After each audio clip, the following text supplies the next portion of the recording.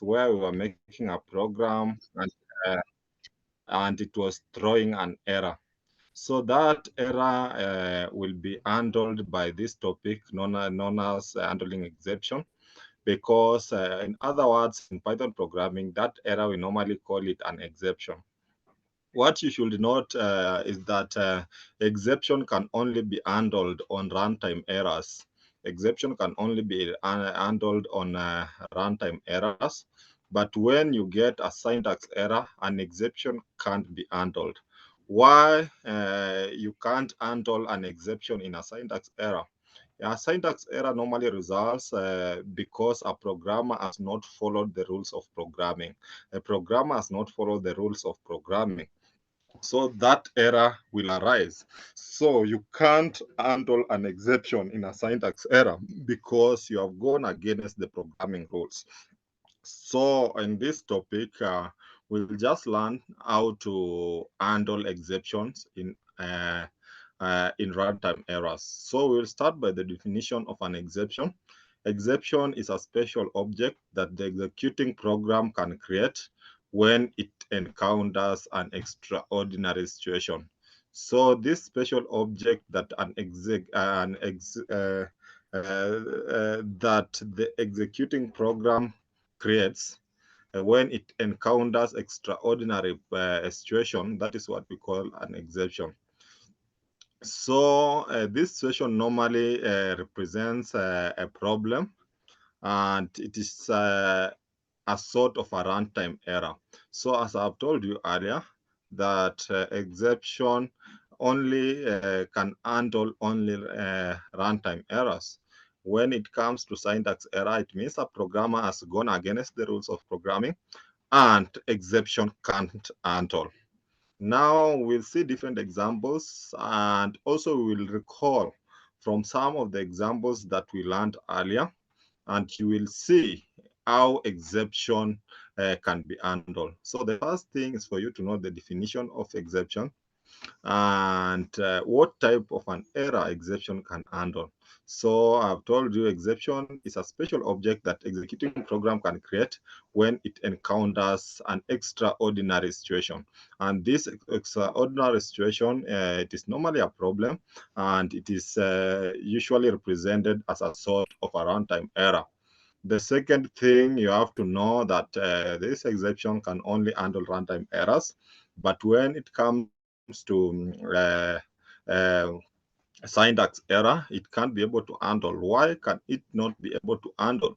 Because syntax error, it means that a programmer has gone against programming rules, and therefore a programmer has to write that code or program in a right syntax first, because it can't handle syntax error.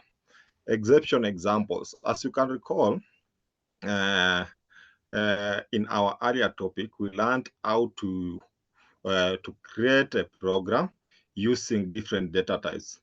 We learned how to create a program using an integer, how to create a program using a float, and how to create a program using eval.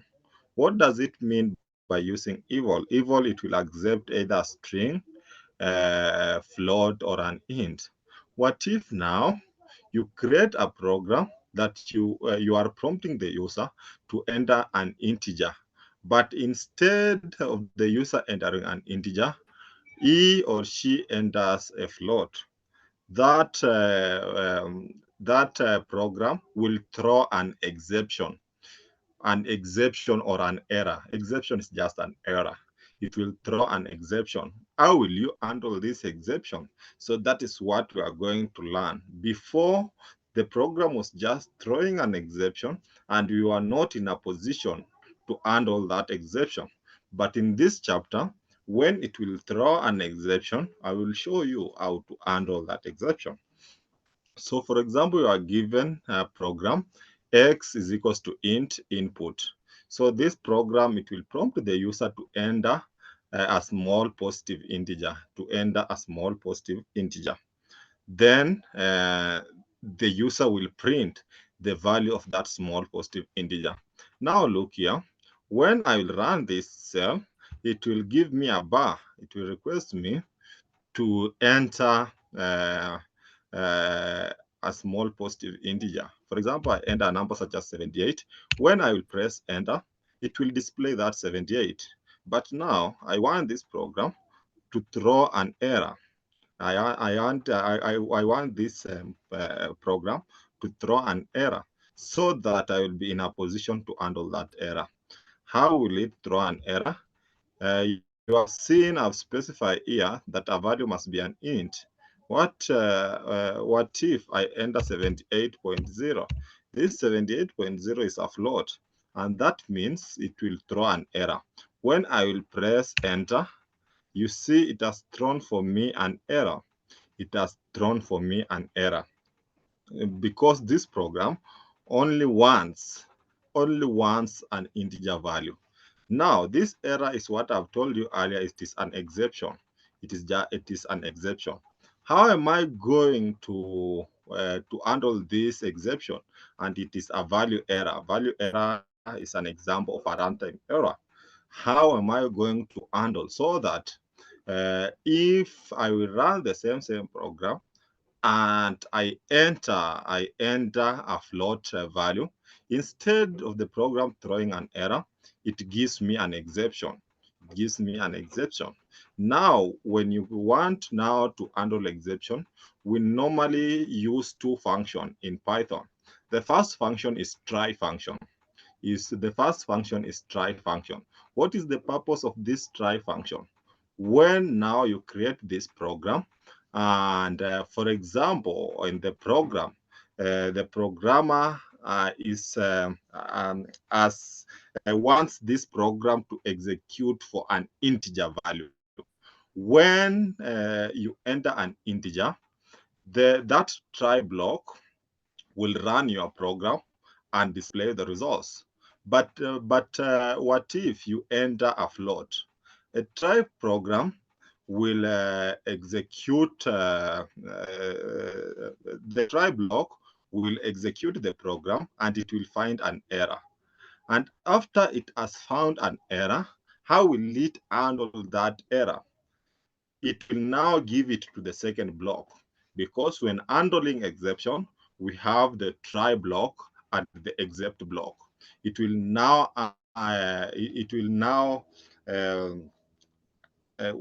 hand it over to the except block. So this except block is the one that will really confirm that this program has got an error. And instead of the program throwing an error, you give it a phrase which it should display. So you will realize now in this second one, you are going to use try and except. Now, in our first case, I'm making the same program. I will start with the try. That is try block.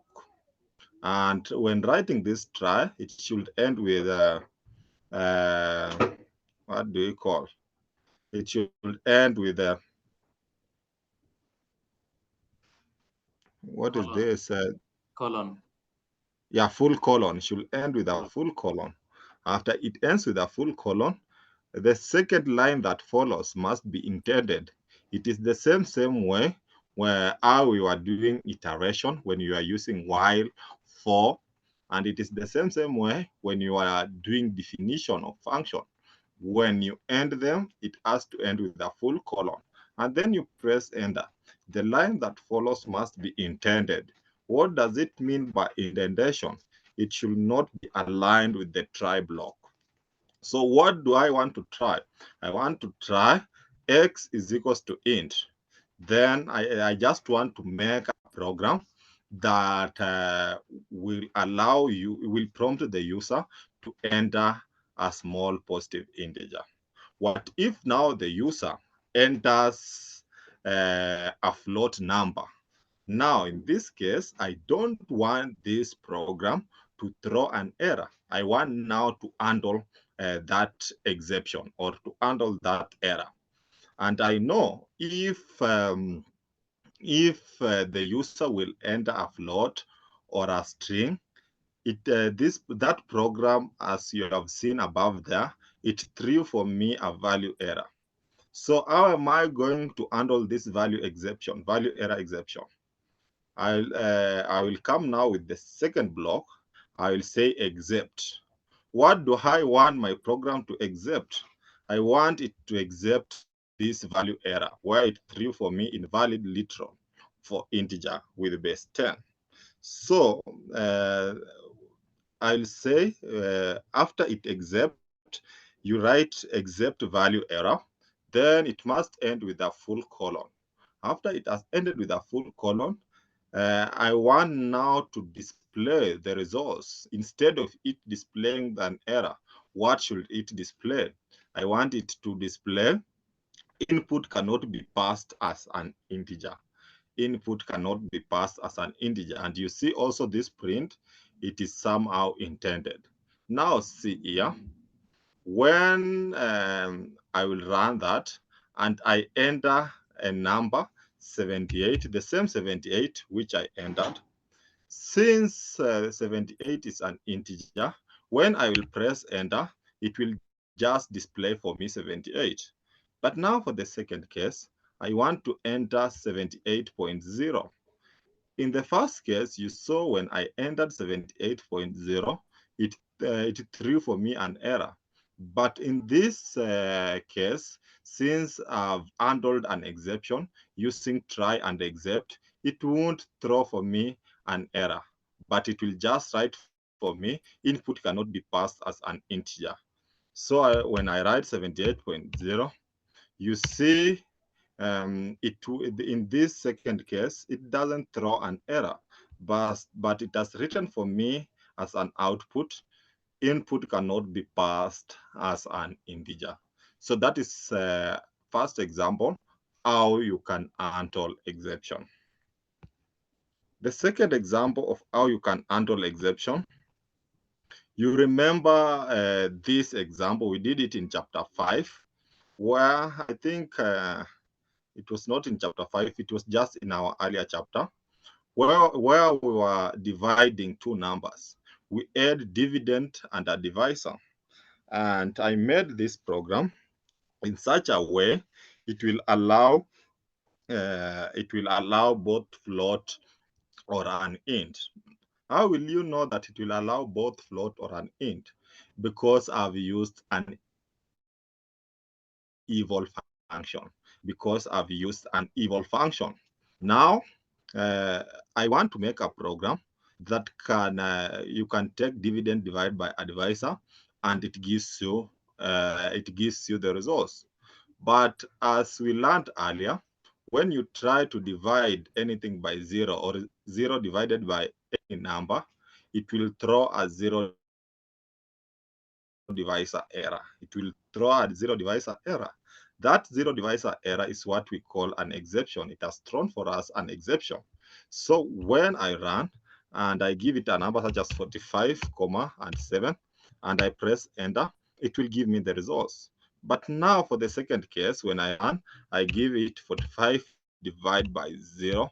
And when I try to run, you see it has thrown for me a zero divisor error. After, I think you can recall this example, after it threw for us this zero divisor error, when we were handling those Boolean expressions, if else statement, I taught you how you can handle using if statement. But now that one we learned it in chapter 5. But in this chapter, I will now teach you a different method, how you can handle it using an exception. Because in chapter 5, I taught you this one, where now you can take 45, then divide by 0. Instead of it giving you an error, it told us program finished. But now, this is not an appropriate way of handling exception. In this chapter, you will only handle exception by using two commands, the try and except blocks. So now, how will I do the same thing using the try and except block? As you have seen above here, this statement, this program, when I divide any number by 0, it gives a zero divisor error. So how will I accept that zero divisor error? The first part, I will have the try part. And the try part, it is where we have the program dividend, comma divisor is equals to evil. And then the except part is what now our program is supposed to print. Now, the try part here, you see I've said try, full colon, then dividend divisor is equals to evil.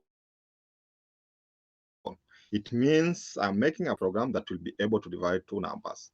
Then now, if this program will find that dividend and divisor are non-zero numbers, it will display the results. It will display the results. But now, if it will find one of the numbers is zero, it will accept it. And instead of throwing an error, it will print what now a programmer wants that program to display. For example, now if it will get dividend and divisors are non-zero, it will display for us a results. But if it will get one of the numbers doesn't satisfy the try block, it will push it to the except block. And this except block is the one now where the programmer will write for us the message which he or she wants the program to display. For example, if a programmer enters one number as zero, since you saw it through for us zero divisor error, you will say accept zero divisor error. And after you have accepted it, what is it supposed to write? According to my case, I've told my program to write division by zero is not allowed, or you can say program finished. Now, let me run. You will see here, when I enter 56 and 8, you see it will, and I press enter, it will execute and tell me 56 divided by 8, it is 7. But now, look here, in the second case, when I enter 56, 0, it will not throw an error, but it will just tell me division by 0 is not allowed. Unlike here, when you entered 56, when I try to enter 56 and 0, it throws an error. But now when you have handled exception, it means you have handled that error. It won't throw an error. It won't throw an error, but it will just give you the message which you have directed that program to display. Another example, you remember this example where I taught you that Python program has got a limit. You can't you can't raise a number past 10,000, past 10,000. And you see here, when it is 10,000, it throws an error. But when I try to put it at 1,000, when I will run, it will display for me. Now, how will you handle such an error when you have raised it to power 10,000? This is an example of a runtime error, and that runtime error is an overflow error. It means you have gone past the limit. How will you handle it? You will handle it by using those two commands, try and accept. Try and accept. Now, you see here, I'll start by try block. What do I want to try? I want to try to print 2.0 power 10,000. So when it doesn't get an error, it will give you the results. But when it gets an error, it pushes it to the second block. And this second block is an except block. You say except overflow error. So when it is raised to 10,000, what should it print? You tell your program, print results is too large. Results is too large. But when now in this case, you see, it won't give you an overflow error. So when you run it, you see it just gives you results is too large. That means you have accepted. The other thing, for example, you have made you have made such a program, x is equals to r plus 2. But now, when you are making this program, you have not defined what is r. What? So Let me ask. automatically, Sorry. Let me ask. When you come to that exception error too large, what if yes, you placed this to be 10,000, to be 1,000? Will he one still? Yes. Will it 1,000 give you the answer? 1,000, it won't throw an error. It will give you the All right. results All because it right. is within the limit. All But right. when you give it 10,000, that means it is beyond the limit. So it will give you an exception or an error. So to handle that error, that's why we use the except block. Instead of it now throwing an error, it will tell you results too large. Now, in this other case, we have x, we have assigned it to r plus 2. We have x, we have assigned it to r plus 2. But this r, we have not defined what is the value of r. So that means this program will throw for us a name error because we have not defined r. When I run, you see it has thrown for me name r is not defined. So what if now you want to handle it? What if you want to handle it so that it cannot, you want to accept so that it cannot throw an error? You'll come here and say try, then indent, x is equals to r plus 2. Now we have seen it has thrown a name error. If you could have defined r, it couldn't have thrown a name error. So it has thrown a name error. So we have to accept that name error. And I've told you accepting is just handling that error. So you say accept name error, then you end with a full colon. Instead of it now writing, displaying an error, you tell it to display print name r is not defined. So when I run this cell, it won't throw an error, but because I've accepted it. Then the other thing, when you are starting, I told you that exception in Python programming or any other programming, because I've seen it is the same case in C, C++, R, exception can only be done on runtime errors, but you can't do it on syntax error. Why is it impossible to do it on syntax error? Because on syntax error, it means at first a programmer has not followed the rules of programming. For example, in this case, I told you when you are starting this course, you have to start with your identifier on your left-hand side. Then you assign it to variables. But in this case, you see I've started with variables on my left-hand side, and I've assigned it to identifier. That means I've gone against programming rules. And that means it will throw for me syntax error. So you see here, it has thrown for me syntax error. Now I've tried to exempt, this Python syntax error. In my try block, I've written y plus 2 is equals to x. Then I've said except syntax error. Then I want it to print cannot assign to operator. You see, when I also run this part of a code, it still gives me an error. That means you can't do exception on syntax error. It can only be done on runtime errors. That is the end of our lesson, and that is the end of our course. Unless you have got any questions.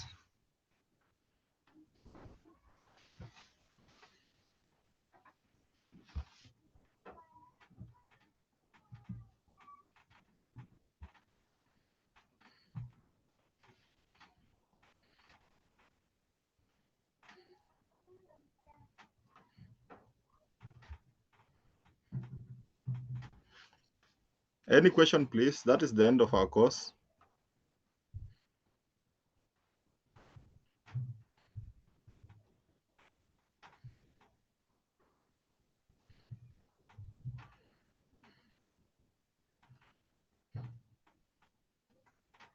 Okay, it looks like there is no one with a question.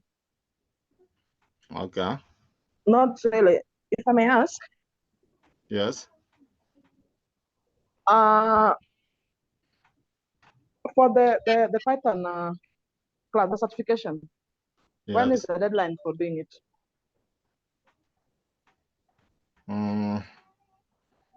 I don't.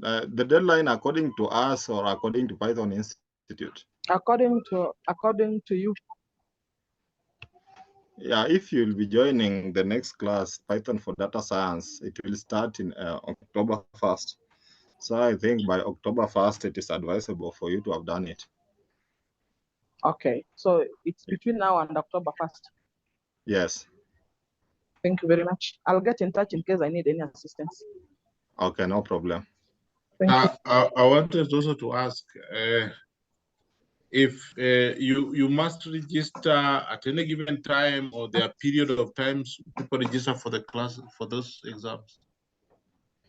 No. Like I may want to read a little more, take my time before I. Yeah, it is just any time. That certification is 24/7, 365 days per year. You can just register any time. All right. Because it is just like any other certification. I don't know if you have ever come across the Oracle certification, those international certification. It is just any time because you do it online, and the moment you have registered, the exams are normally ready. All right. Me, I have an issue with the payment. Yes. I've tried to make payment using the global M-Pesa. Yes. But I've not been able to succeed. What if you use your card?